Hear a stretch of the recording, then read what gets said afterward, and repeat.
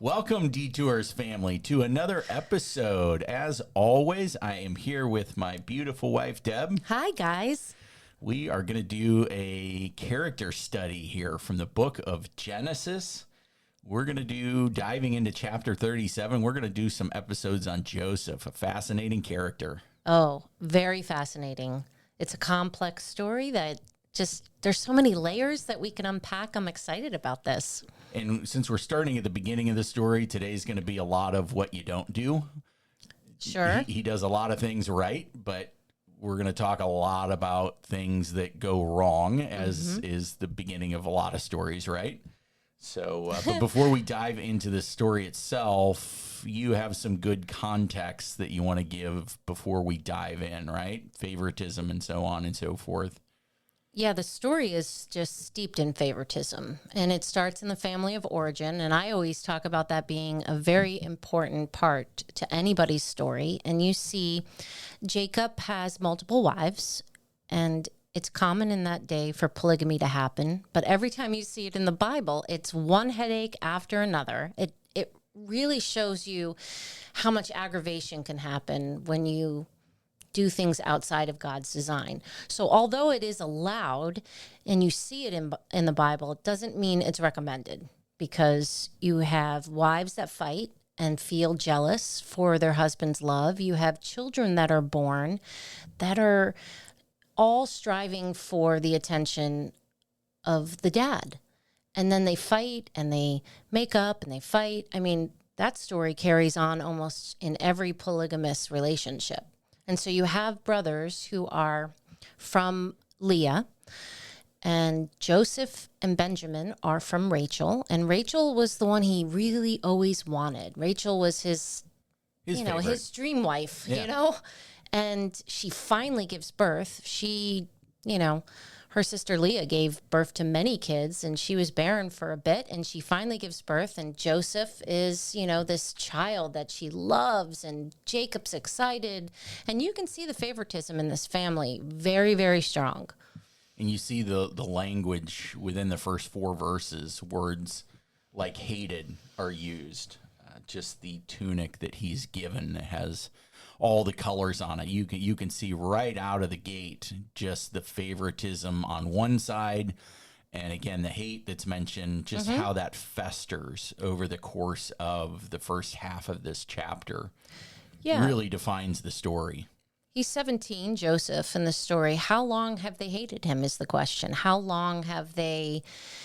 Because this hate seems very premeditated and very brewed on and very, very present in their family dynamic. So maybe we should give the first couple of verses from where you're reading from, what, New King James? Yeah. The first four verses read, "Now Jacob dwelt in the land where his father was a stranger in the land of Canaan. This is the history of Jacob. Joseph, being 17 years old, was feeding the flock with his brothers.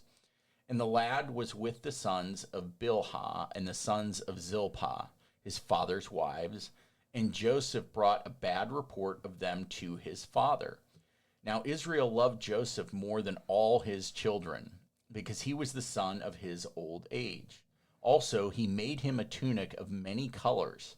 But when his brothers saw that their father loved him more than all of his brothers, they hated him and could not speak peaceably to him." Okay, I was wrong. It wasn't Rachel. It wasn't Leah. It was the other two wives. But yeah, kids from multiple places. Yeah, the point still remains that, it's never a good idea. And what's interesting is in apologetics, occasionally you'll hear someone say, well, the Bible never says don't have more than one wife, where it does actually in Deuteronomy. But just because a story has something and talks about something like a guy having more than one wife does not mean that the Bible's saying that's okay.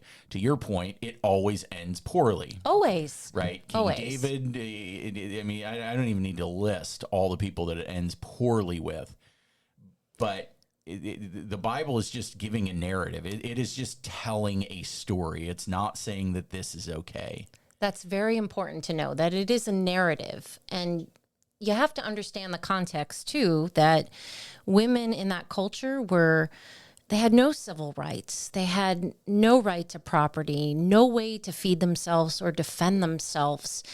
They were, singles and widows were looking at a death sentence. So in one respect, in this culture, women were more than content to have a husband that had multiple wives than to be single and a widow or, barren. Like some of the things that they were up against, a modern woman would have no frame of reference for whatsoever.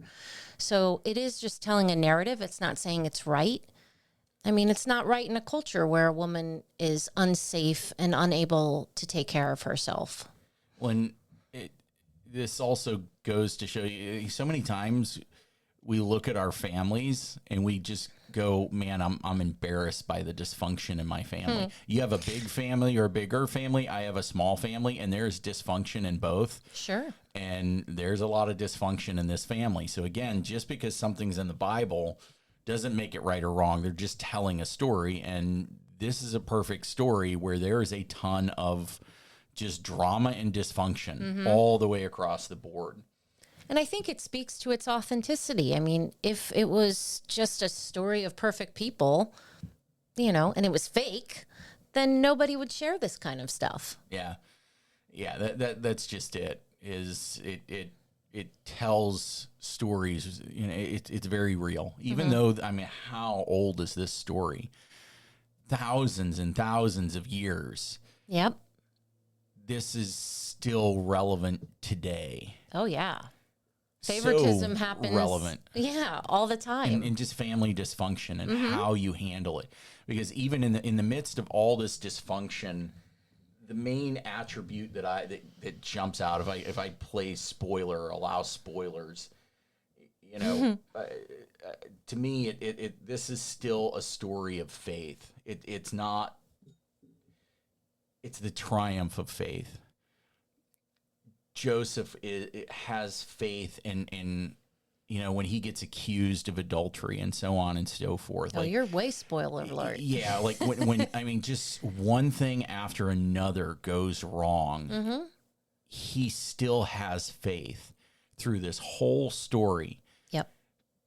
And that's what makes his story amazing to me is, you look back and Noah's faith, it took Noah 120 years roughly to build the ark. So that is the perseverance of faith. It's a very long story. And this one, to me, is just about triumph, what it's like having faith and triumphing. People that are struggling with sickness or this, that, and the other. Not necessarily, you don't have to have faith that you're going to get, this isn't the prosperity gospel. You have faith, you're going to get healed. But just having the faith of triumph that Jesus Christ will triumph over that sickness or financial situation, whatever it is, that's to me one of the underlying themes of this story. It's a powerful story. It is. I'd love to speak to that because when you read the story, initially you see nothing but heartache and betrayal and one thing after another. And I think what stands out the most to me is we live in a culture that's very victim-centered right now. Absolutely. And everybody has a story. And I'm not saying that some stories aren't harder than others because I've talked to some people and their stories will rock your world. But Joseph has one of those stories. From beginning to end, it just looks like more trial, more heartache. He keeps showing up honest. He keeps showing up with faith. He endures. He does. And if anyone could claim victimhood, he could. I mean, 100%. He could be really ticked at everything that's happened and just give up. And he doesn't. And he continues to see the character of God and knows... Maybe not, you don't hear some of the crowning achievements of faith until you get towards the end and there's some forgiveness in the story. Not some forgiveness, remarkable forgiveness. But there is this ongoing, I'm going to keep working with God because I know who my God is. Yeah, that's just it. He's very comfortable with who God is and his character. Mm-hmm.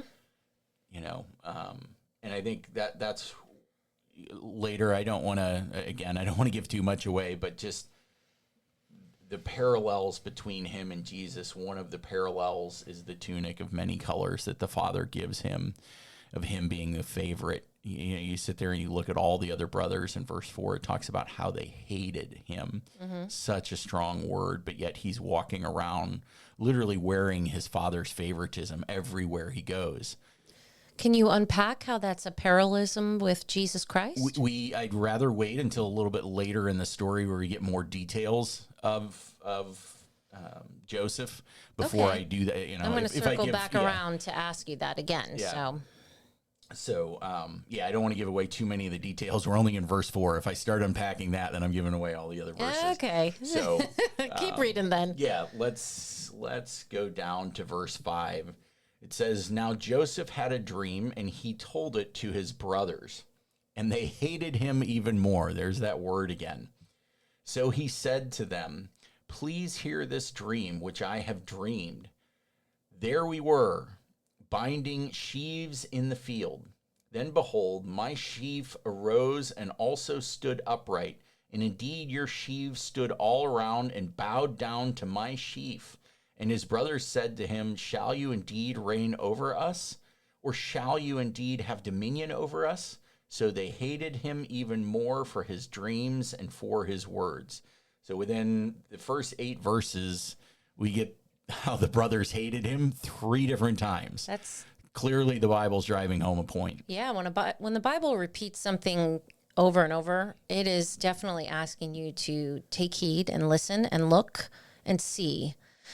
And we really kind of, if you don't mind, I'd love to just touch on the fact that even in the first part of the first 4 verses, we'll go back just a little, Jacob is asking his son Joseph to go and see what the guys are doing. Like, he's asking his son to tattle, which takes this dynamic between the brothers and puts them in a hierarchy that's totally unnecessary. Like, why, Jacob, aren't you able to communicate with your older sons and say, hey, what you doing out in that field? How's everything going? Like, you don't have enough of a relationship with the other ones that you pit one child against another. And that happens a lot in dysfunctional families. It happens in favoritism a lot. And you can see that brews such resentment and hatred. And part of that is Jacob's, I don't want to say it, but yeah, like, I don't want to blame Jacob, but he plays a role. He is the spiritual head of his household, and he is called to steward his children well. And this is not good stewardship. Yeah, to me, verses 5 through 8 really begin to paint Joseph. I read verses 5 through 8, and I get a hint of he's being a brat. Do you? I do, because he's sitting there telling all of his brothers that are older than he is, right? Mm-hmm. He's sitting there basically saying, "I'm going to reign over you. This in my dream, I am reigning over you." Like, there's no discernment there to go, hey, he's 17. Yeah, but 17 was different back then. That's true. You're not looking at a junior or senior in high school today. 17 was a different age back then. Okay, that's right? valid. The average age of a person was, they lived to like 40, then he's middle-aged. Is that what you're saying? In the New Testament, that's true. In Genesis, it's not true. But I do think that 17 was a totally different age. But for him to sit there and just not exercise the gift of discernment, to just go, hey, what, is this even worth telling anyone, or is this between God and I? Yeah, should I keep this in my heart? It's one of those areas where I wish the Bible gave you hints of the tone, because I could be wrong about him being a brat. Yeah. You could be, but you could also be right. Yeah, it totally depends on tone, right?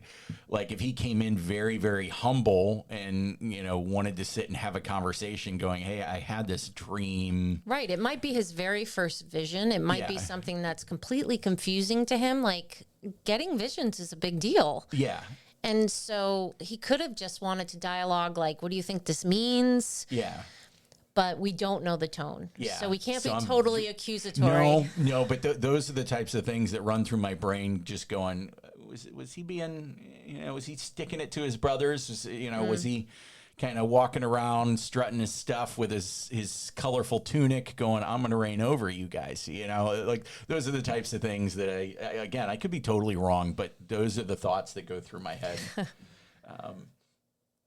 But yeah, and then the Bible follows it up in verses 9 through 11 with another dream.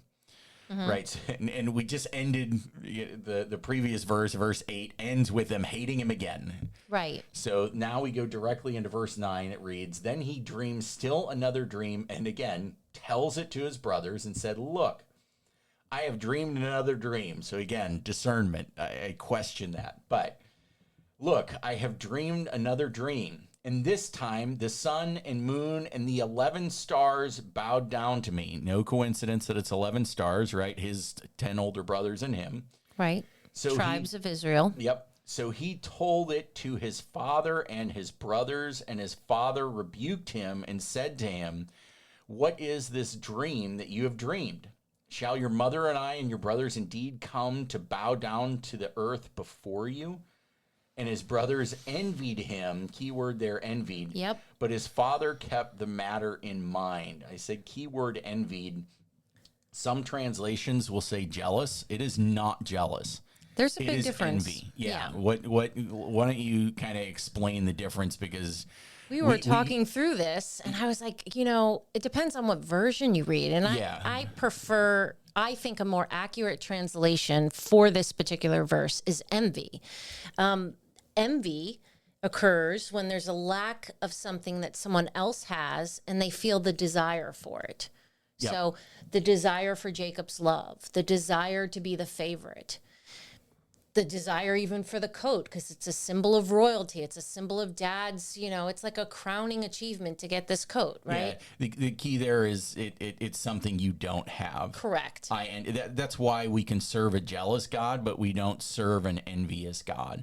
There's nothing that God needs that he doesn't have. So he's incapable of envy, but he is capable of jealousy. So let's go into jealousy. On the other hand, is the fear of losing something you already have. Yeah.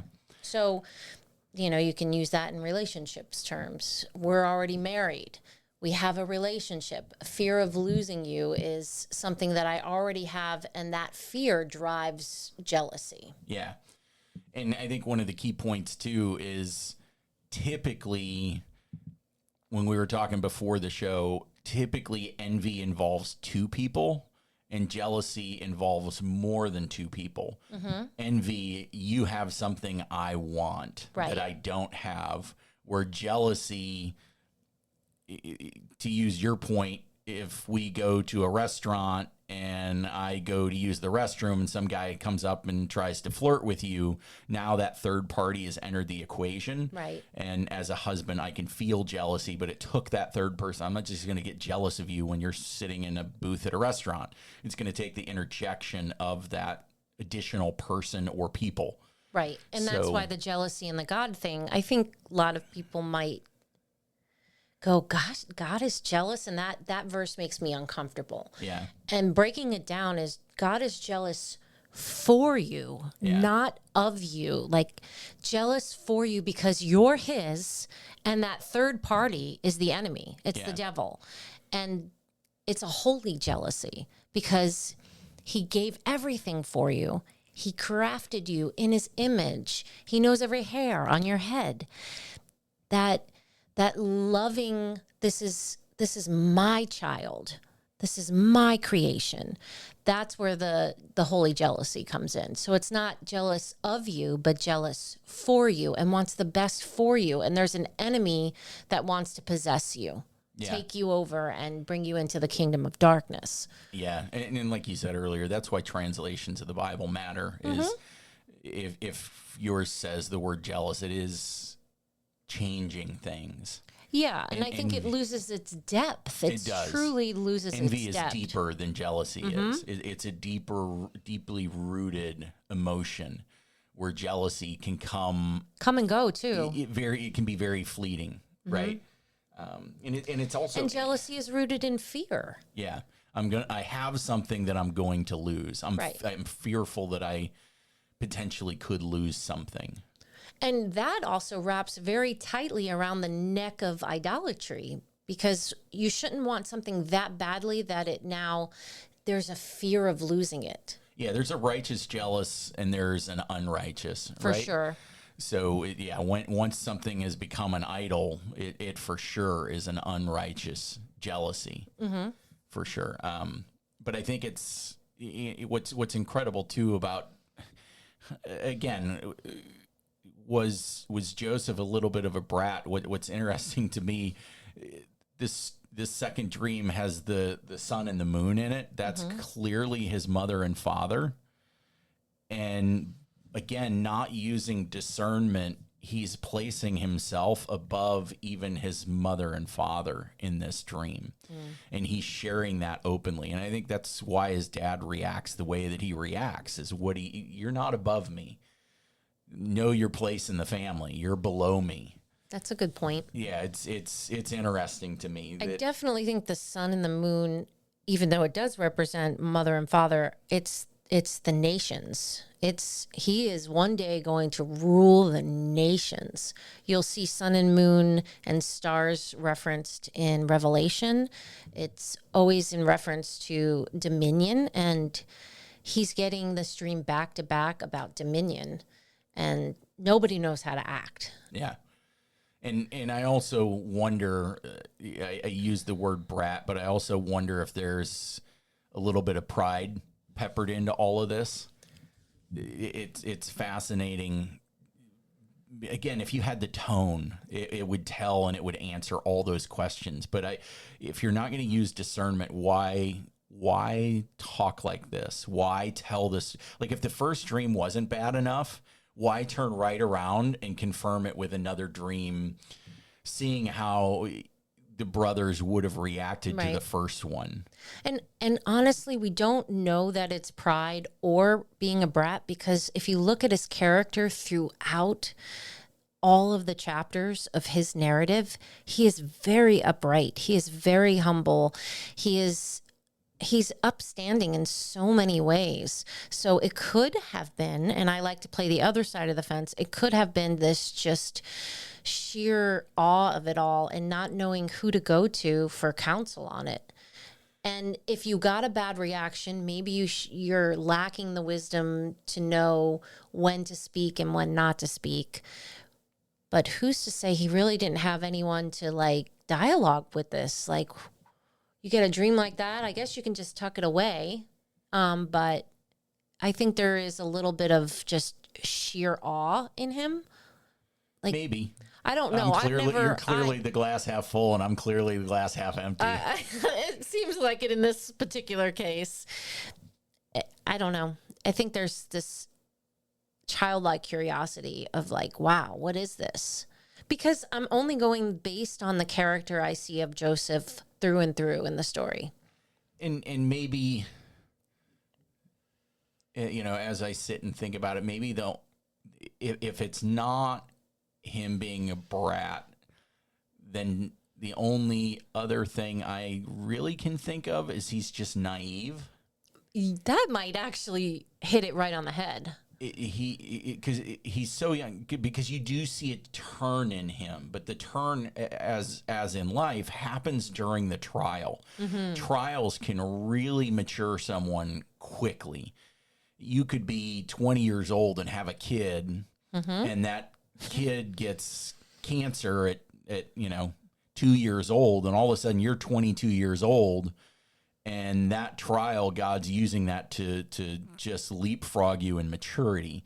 And his whole life is nothing but trials. One after another. And so he's got time to think and spend time with God and ask him, why are you allowing this to happen? Have you forgotten about me? Whatever that dialogue is back and forth. So if he's not being a brat... Naive is... Maybe he's naive, but I still think he's a brat. Okay. I don't know. Whatever. That's not based on any scripture or anything. No, it isn't. But speaking of scripture, why don't we dive back in? Yes, let's do that. All right, moving on with this brat story. Then his brothers, this is in verse 12, sorry. Then his brothers went to feed their father's flock in Shechem. And Israel said to Joseph, are not your brothers feeding the flock in Shechem? Come, I will send you to them. So he said to them, here I am. Then he said to him, please go and see if it is well with your brothers and well with the flocks, and bring back word to me. So he sent him out of the valley of Hebron, and he went to Shechem.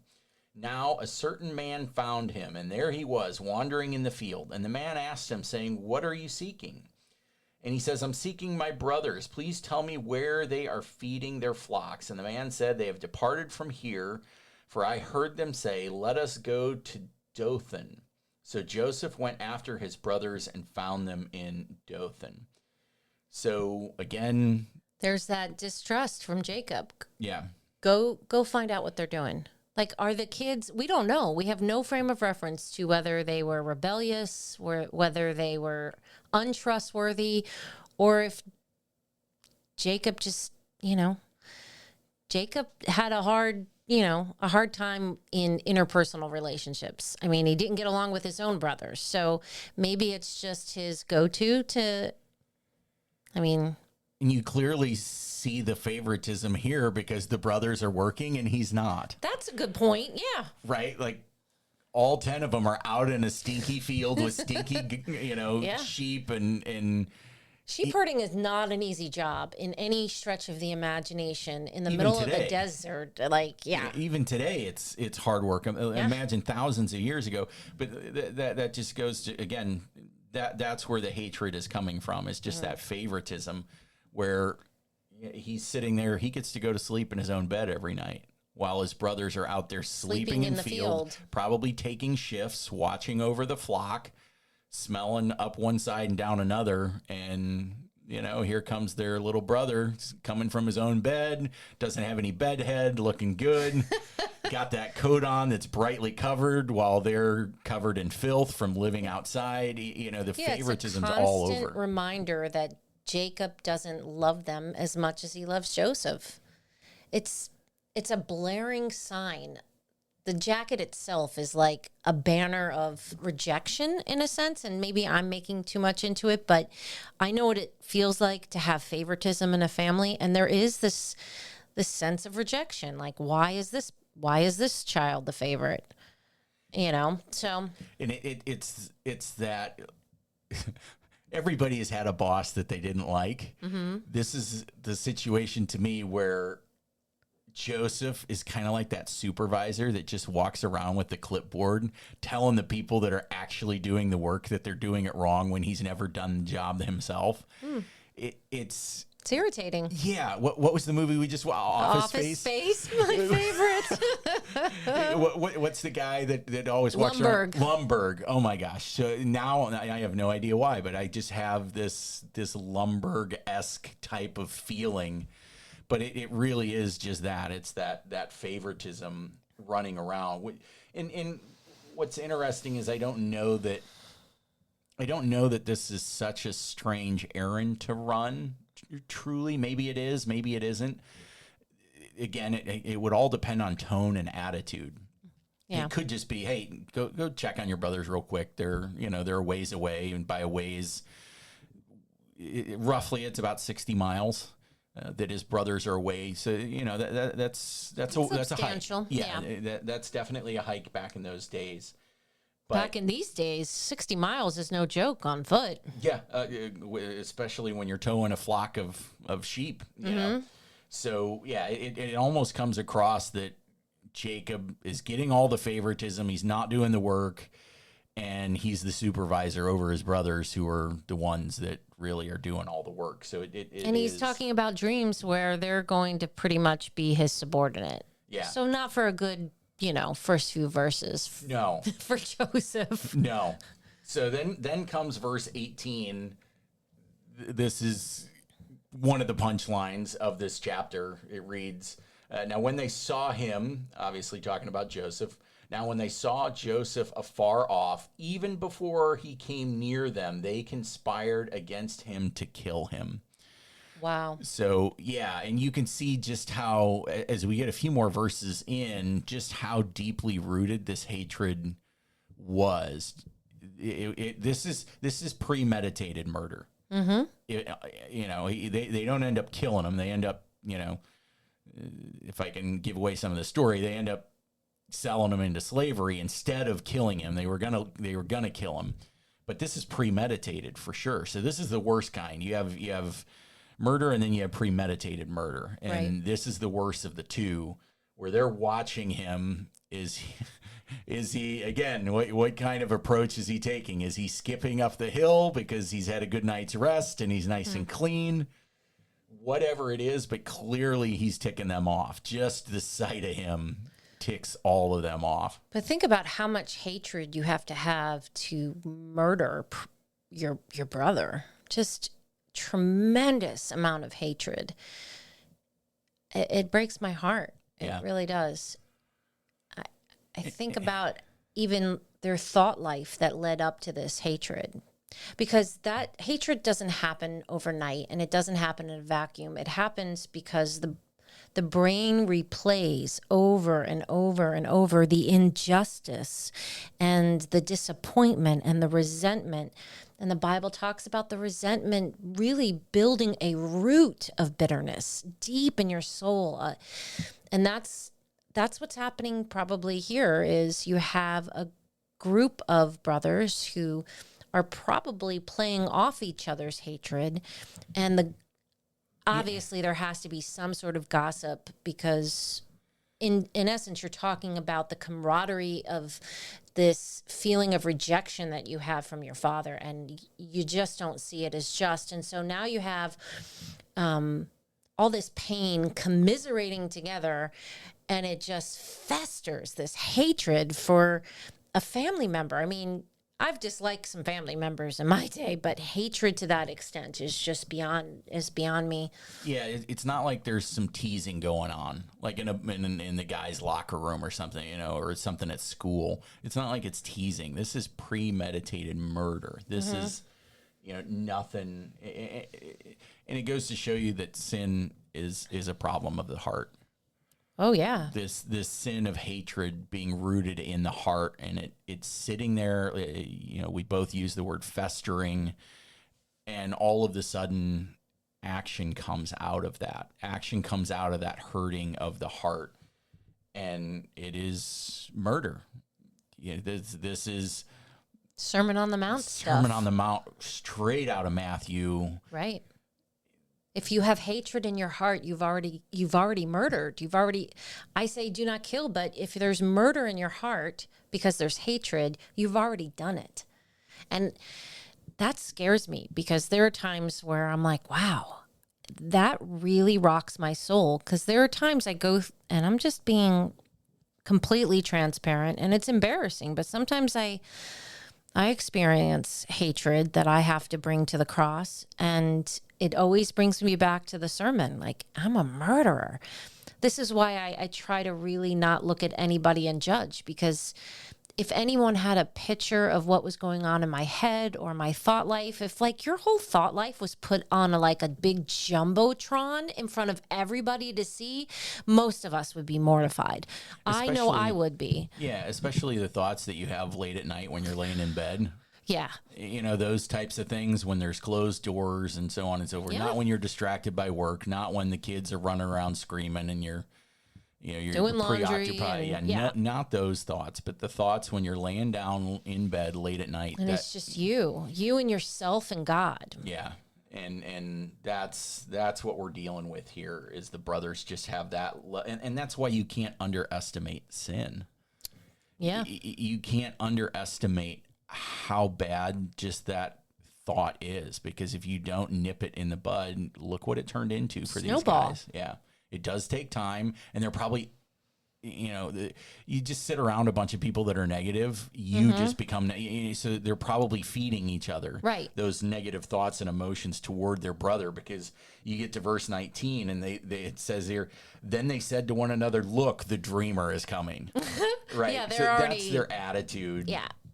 And then it goes on to say, come, therefore, let us now kill him and cast him into some pit Wow. And we shall say, some wild beasts have devoured him, and we shall see what will become of his dreams. So can you imagine having that much anger and hatred in your heart that for a sibling, or at least a half sibling, you go, hey, They're all half siblings. So yeah, for a sibling, it's just horrible. let's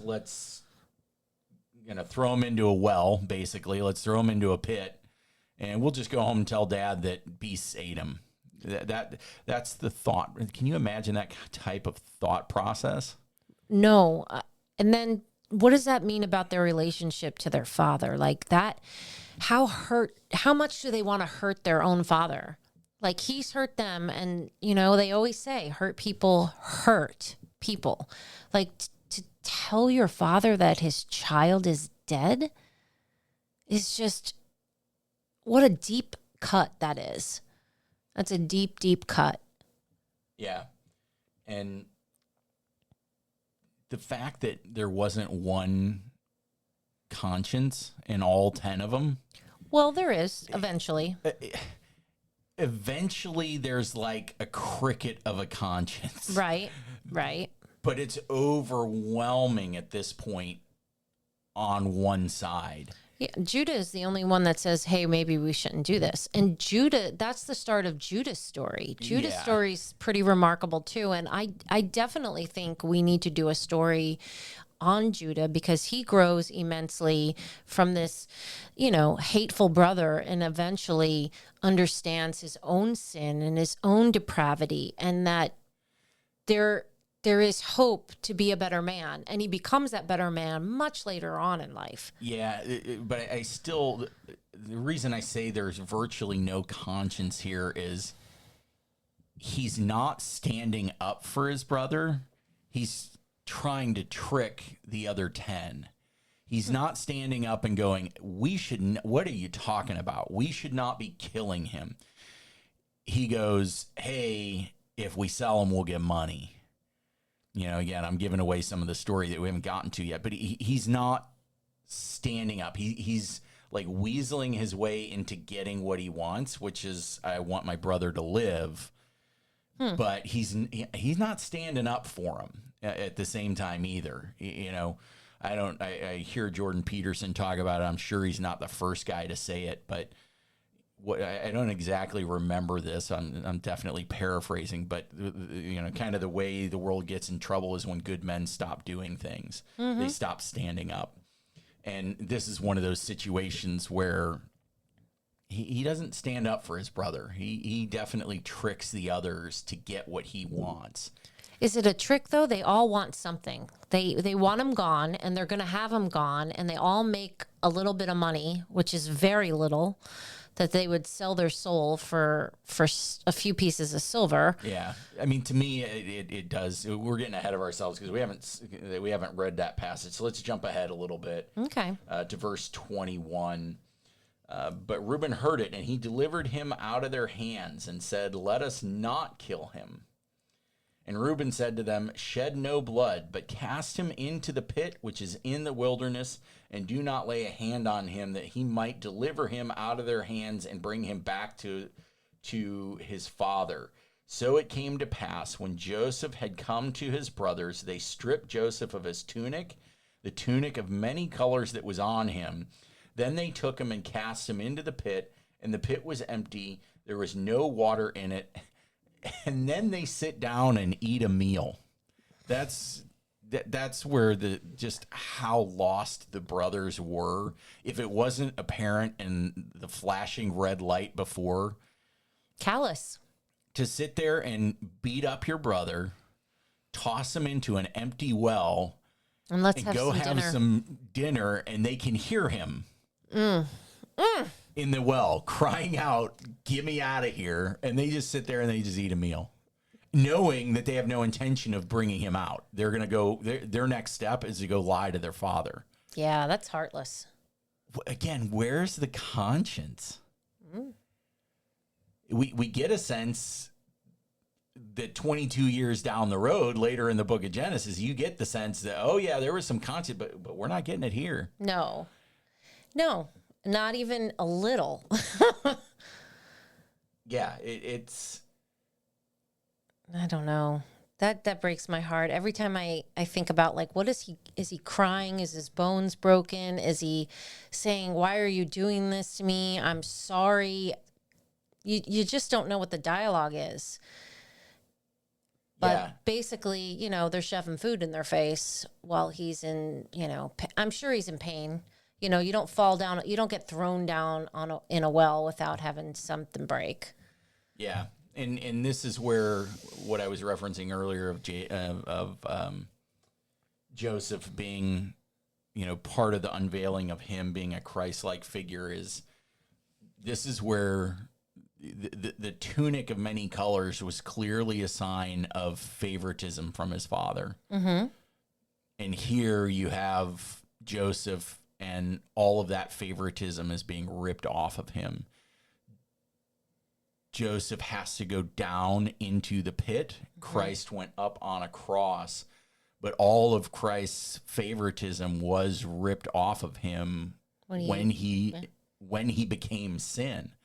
And so this is where the very first indicator that Joseph is a Christ figure kicks in for me, is that tunic of many colors, the father's favoritism is ripped off of him. He's beaten and bloody and then thrown into the pit. Right. I think for those that might be listening that aren't familiar with, you're saying Jesus became sin. And if you're like a new person to the word and you're like, but Jesus was sinless. Jesus was sinless. Yeah. For sure. That's why he's the perfect sacrifice. But there's a verse that basically says Jesus takes our sin and he becomes our sin for our sake so that it can be nailed to the cross. And I'm paraphrasing that verse to the utmost, but that's the gist of it. So I don't want anyone to listen to that and then not get it in context and go, that's not right. Jesus, wasn't a sinner. No, he wasn't a sinner. No. He took on our sin on the cross. Became sin. And I like the parallel you made. I see it. Yeah, and even the pit compared to the cross, he's thrown into a well. Mm-hmm. If you're thrown into a well, you can't get yourself out. Mm-hmm. Sin is the same. You can't pay the price. There is no saving yourself from sin. There was no saving Joseph. He couldn't save himself. And we can't save ourselves. We can't save ourselves. So I think the parallels are there. And it'll become more and more evident as we go through the book. I agree. I don't want to unveil everything, but that's just that to me is one of those images that is just like, okay, there's too many parallels here to not talk about it. But anyway, so the brothers go on and they decide, they sit there and they have this meal. Right. So it not only was it premeditated when he was running or walking towards them, but like I said, they're sitting down, having it's Taco Tuesday and they're sitting there having a couple of tacos. Yes. And poor Joseph is sitting there yelling and screaming in the bottom of a well, hey, get me out of here. And all of a sudden, in verse 25, it says, they lift their eyes and look, and there's a company of Ishmaelites coming from Gilead with their camels, bringing spices, balm, myrrh on their way to carry them down to Egypt. So Judah says to his brothers, what profit is there if we kill our brother and conceal his blood? Come and let us sell him to the Ishmaelites and not let our hands be upon him, for he is our brother and our flesh. And the brothers listened. And that was that Judah or Reuben? Because I might have gotten it wrong earlier. It does say here, Gilead with their brothers. I thought it was Reuben, but it just says here brothers. I always interpreted it as Reuben. And okay, I'll have to read. We'll have to double check that. Yes. But then, anywho, verse 28, Joseph is sold into slavery. Then Midianite traders passed by. So the brothers pulled Joseph up and lifted him out of the pit and sold him to the Ishmaelites for 20 shekels of silver. And they took Joseph to Egypt. So again, these brothers are sitting there having a meal. They see, some traders coming up and they're heading down to Egypt. And they go, hey, rather than leaving our brother in a pit to die, There's nothing in it for us other than, let's make some money off of this. yeah, other than we get to eliminate the favorite. That's the only thing for it. Well, hey, if we can get some silver out of it, why not? And what's amazing is there's only 20 pieces of silver. It's 10 guys get 20 pieces of silver. If that's a silver coin, that's less than $100 per guy. And they just sold their brother. Can you imagine? Crazy. The hatred had to have been so intense. Yeah. Really intense. And we don't really know. And that's the thing. They had to have been just raging at this point. I always bring it back to the mind. The mind is the battlefield.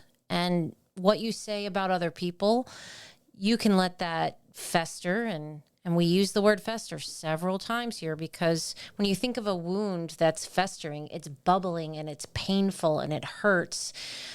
That's what thoughts can do. Thoughts that are evil can fester in that way. It could bubble and burn, and the thought life of them, like every injustice must have been replayed and played again. And I understand that dialogue, that inner dialogue that becomes almost torturous, because if you don't take every thought captive into the obedience of Christ, and the obedience of Christ is what is true, Lord, what do you tell me is true? Because everything I think needs to be under the scrutiny of what you think is true, or what you say is true. And so that minefield had to be so intense for them to get to this point.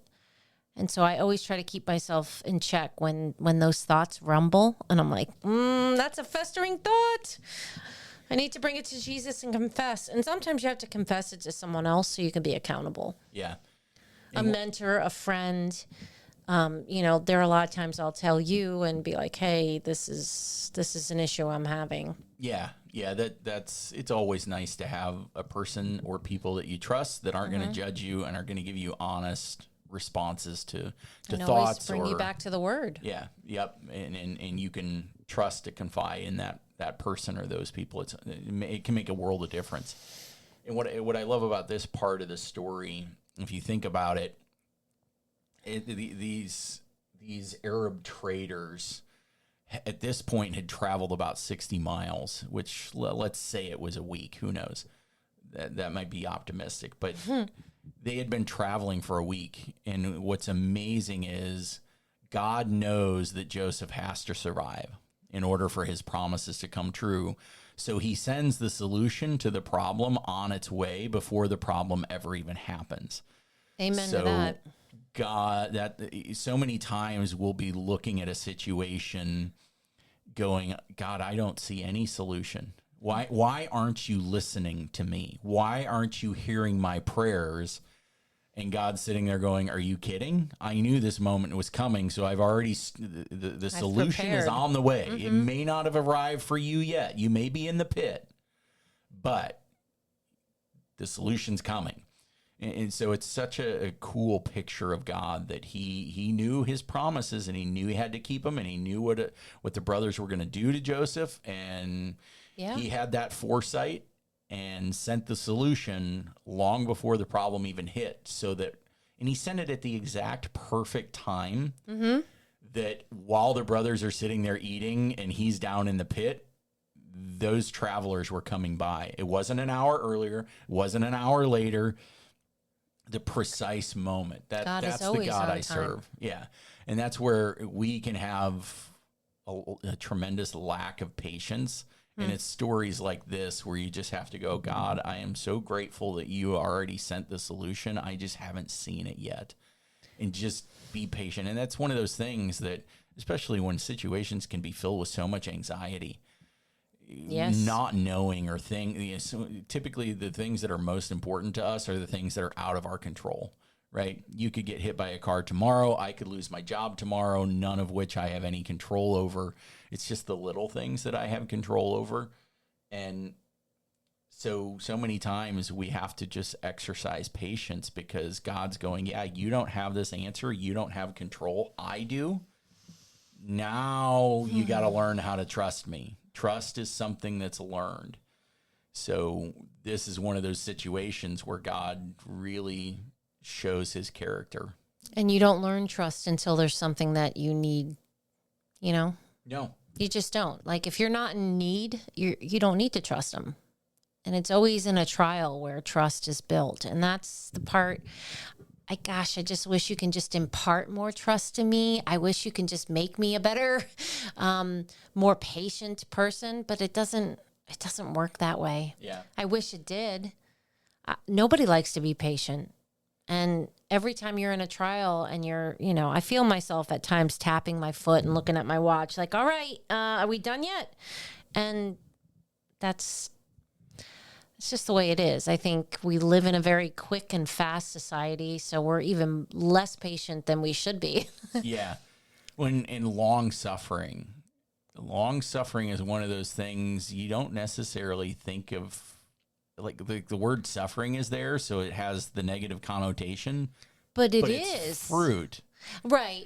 It's the long that makes it fruit. And this is one of those situations where it seems counterintuitive to somebody that's not a Christian. It seems like, why would I want to suffer long? But there's always glory at the end of the suffering. There's always something that's going to happen in the suffering where you're going to grow. I think we said it the other day. You can't have a miracle unless there's something that's drastically gone wrong that you need a miracle for. Yeah, who wants a miracle? Everybody wants a miracle. Who wants to be in a situation where you need a miracle? Yeah. Nobody. Because it's extremely uncomfortable. Yeah, very. So, yeah, we're speaking to ourselves right now. Yeah, Well, let me rephrase. I'm saying this for my sake right now then. Because you're like, yeah, maybe. No, do as I say, not as I do. I'm not sitting here saying I don't have a bunch of anxiety with work and things like that right now. But it's one, you always take that and you always pray. And you pray for, God, don't lighten my burden. Give me a stronger back. I love that prayer, and you say it all the time. And every time we're doing prayer together, I nearly cringe when you say it. I'm like, I don't. Why is he inviting this? Please, I don't want this. Why is he inviting this? A stronger back. All right. Well, let's continue in the story. I actually think we might be at a really good stopping point, unless. Well, maybe not. No, Give me I what think, you have. Yeah, no, this is so it is Reuben. Verse 29. I was wrong. Yeah, verse 29 says, "Then Reuben returns to the pit, and indeed Joseph was not in the pit, and he tore his clothes. And he returned to his brothers and said, 'The lad is no more, and I, where shall I go?' So they took Joseph's tunic, killed a kid of the goats, and dipped the tunic in the blood. Then they sent the tunic of many colors, and they brought it to their father and said, 'We have found this. Do you know whether it is your son's tunic or not?'" Your son. Yeah, not our brother. Wow. Not us, you. So again, that line in the sand. Yeah.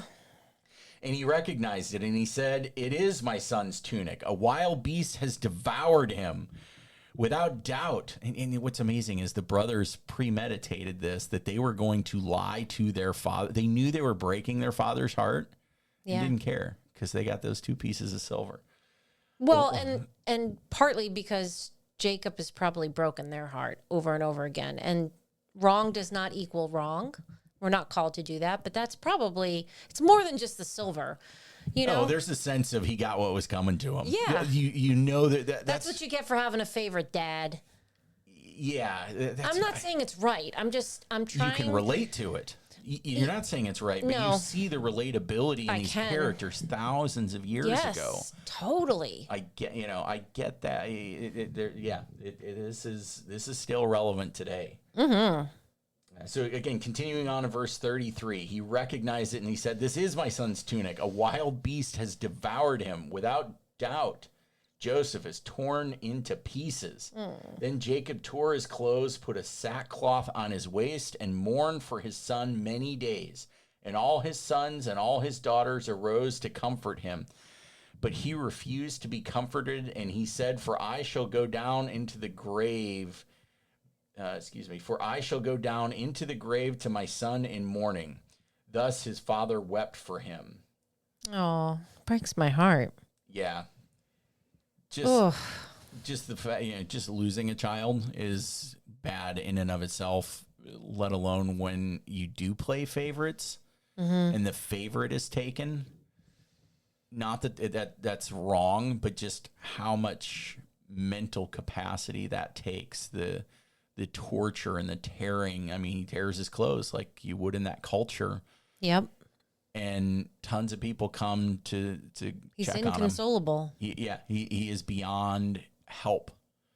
So you can feel the pain here in this scene. Yeah, and they can see the depth of the love he had for Joseph, or has, because Joseph's technically alive. But I wonder if that even caused them more pain.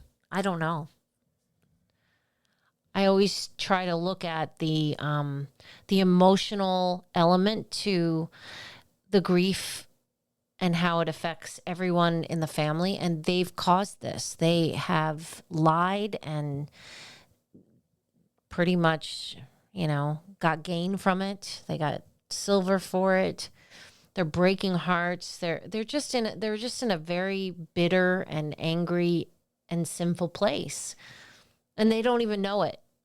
And it says towards the end, all his sons and daughters arose to comfort him. His sons came to comfort him. Yeah, even when though they're they the ones caused it. lying and they're trying to cover up their lie, and they're going to the father to comfort him. Like how Deceitful and manipulative. how and dysfunctional. evil. Yeah.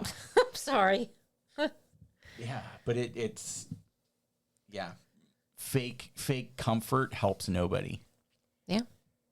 They were trying to probably show face and do what was right in the culture. And if, what are people going to think if we don't console Dad, even though we're the cause of his pain?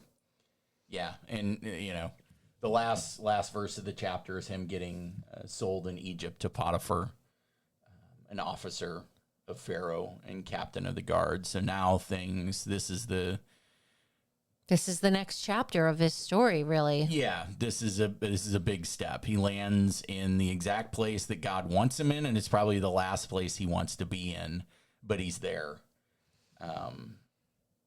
In Egypt at this time had like no enemies. It was a huge. It was a superpower. Yeah, it was the world's superpower. The pyramids would have already been in place. So you pulling up as a slave and seeing all of this, that's got to be pretty intimidating. Can you imagine living all those thousands of years ago, having never seen? What was the biggest? Yeah, what was the biggest building? He's coming from Israel. Yeah, right. What was the biggest building he saw? And all of a sudden, you roll up, and you see the pyramids, and the Sphinx is sitting there.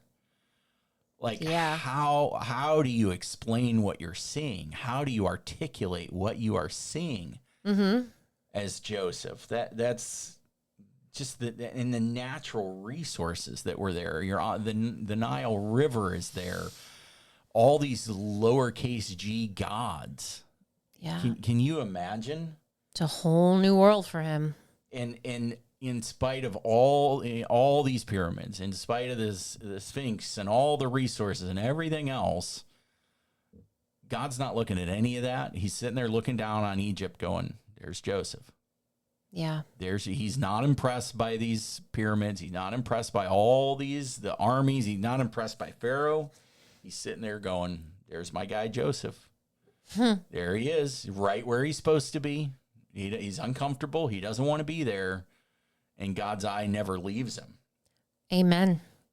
So, it's pretty crazy.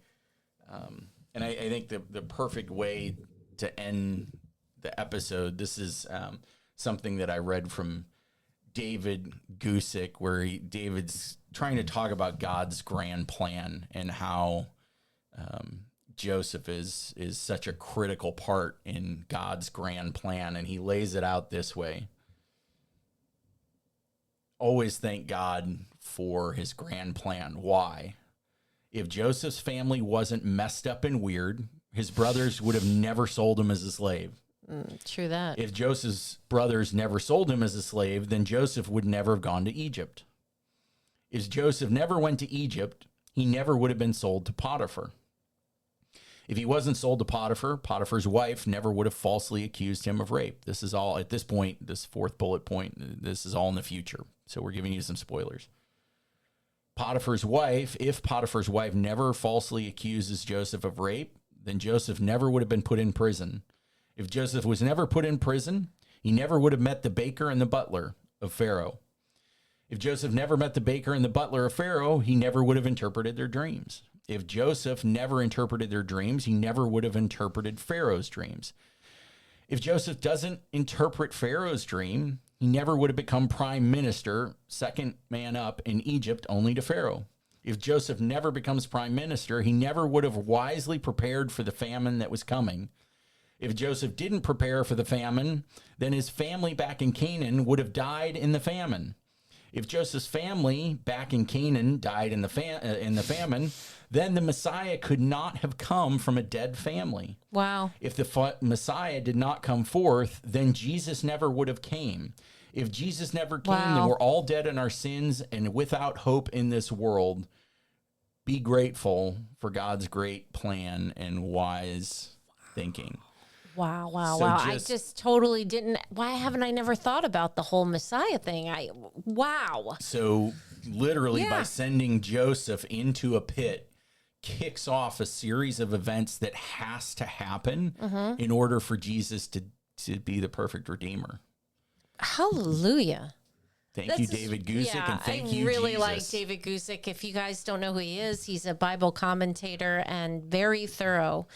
Find him at, I think, enduringword.com. Anytime I write a Devo, anytime I want to kind of dig a little deeper, I typically, somewhere down the road, go to see what David Gusick has to say because I like his commentary. Yeah, but you think about that, and, you know, Christ does come from just a story of brokenness. So many times, you know, he's redeeming brokenness. He's stemming out of favoritism and lies and deceit and slavery and all, just so many negative words up one side and down another. But without all of that, he can sit there and orchestrate a beautiful tapestry. Amen. He always does. And he couldn't be the great redeemer if there was nothing to redeem. Yeah. It's broken. Yep. It's, the cosmos were fractured by one sin, and then it just snowballed. I mean, the first family, Cain murders Abel. Yeah. Like, you wonder how long that took. And the ground was screaming with his blood. Yeah. I mean, so we do have a perfect redeemer, and he stepped into humanity, and he understands our pain. Yeah, he does. That's what's so remarkable. It's not just that Jesus died for us. He lived for us. He lived in this sinful world and navigated it perfectly so that he could be the perfect Lamb of God and be that sacrifice for us. He didn't have to come here. We're messed up. For his glory. For his glory, yeah. He gets the glory because he can navigate sin. We can't. Yes. So he gets the glory. But hallelujah. This is a great story. I don't know how many episodes we're going to do. We're going to do it until we run out of material, I guess. But it's going to be at least several episodes. But this is such a wonderful story.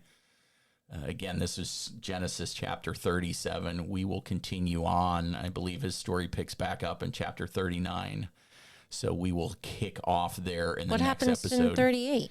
Other things. It steps away from his character for a chapter, I believe. Okay. So we will pick it up in chapter 39 in the next episode. This was a good one. Hope you guys enjoyed it. It was good to us. We liked it. You guys may listen to the first 5 minutes and hang up, but we had a good time. Always do, babe. All Always. Right. We'll see you guys next time for the next episode, following along in Genesis chapter 39. Thanks, Bye, guys.